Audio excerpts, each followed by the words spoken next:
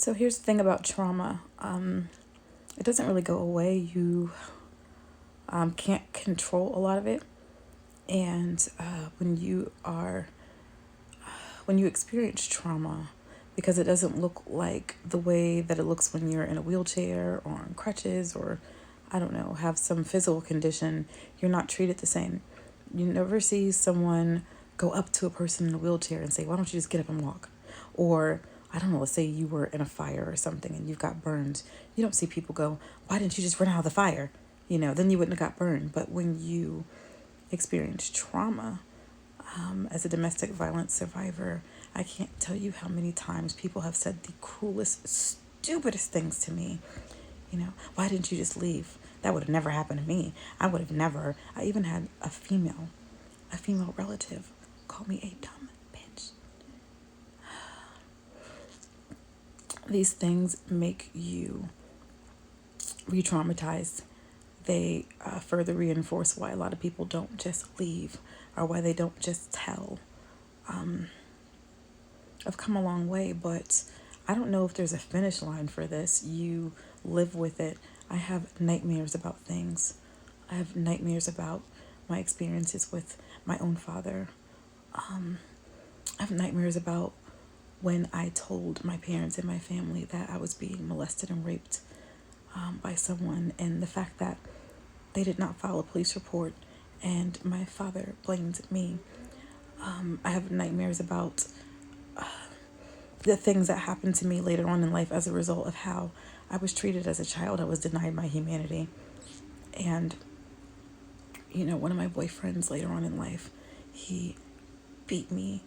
And the traumatic brain injury, the concussion, like some of these things play over and over in my head. I could have had the happiest day or week and then go to sleep and will wake up in the middle of the night because I had a dream replaying some of the things that have been done. My ex-husband, coming to the door one time because he was angry because I left the house and he didn't want me to. And when I'm coming back with my babies in tow, my ex-husband coming to the door and answering the door with a gun, pretending like he thought I was an intruder. But I'm coming in the house from the garage.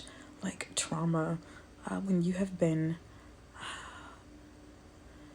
humanity has been denied and when you have been the subject of things that you could not control, that was not your fault. It changes you. And it damages you psychologically. It damages you emotionally. And the best thing that I know so far is that you find ways to live with it and you find ways to build this life around it that's bigger than that. But trauma and grief never goes away.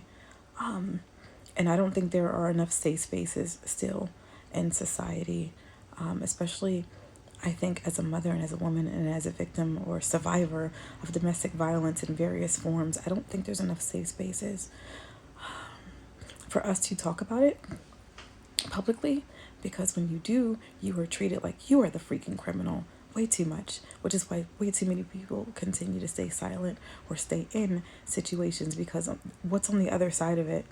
On the other side of it, you can also be victimized.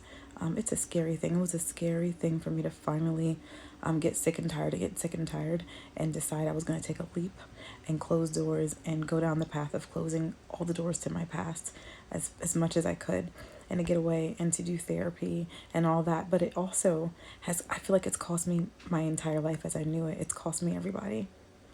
I feel totally alone in this healing journey and process. I can't have conversations with people with a lot of people that I used to know, because they don't know me today, and all that they know is who I used to be, and they can't function with me. They can't connect with me unless I revert back to being that person that they used to know. And to the bottom, I will never go again. I'm not doing it.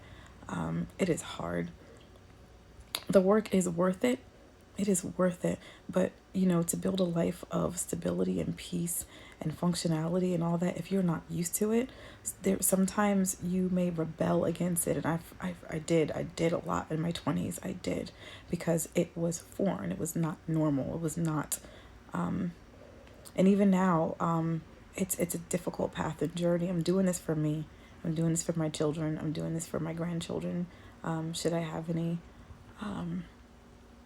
what's the point of this? The point of this is just to share And also to let some of the people who experience this know that you are not alone.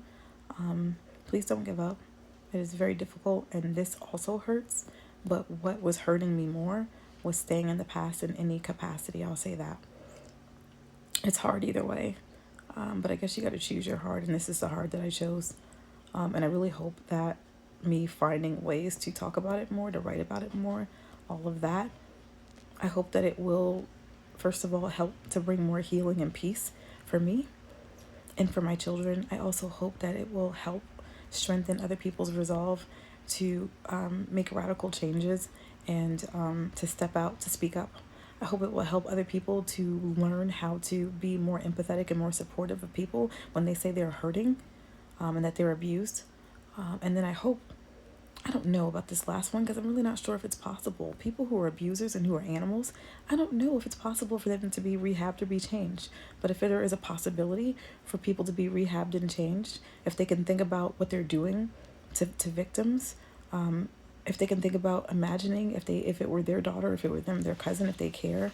And I don't know, because narcissistic people don't have the capacity to care. But if there is an inkling that any of them have the capacity to care and to want to change, I hope that it does that too.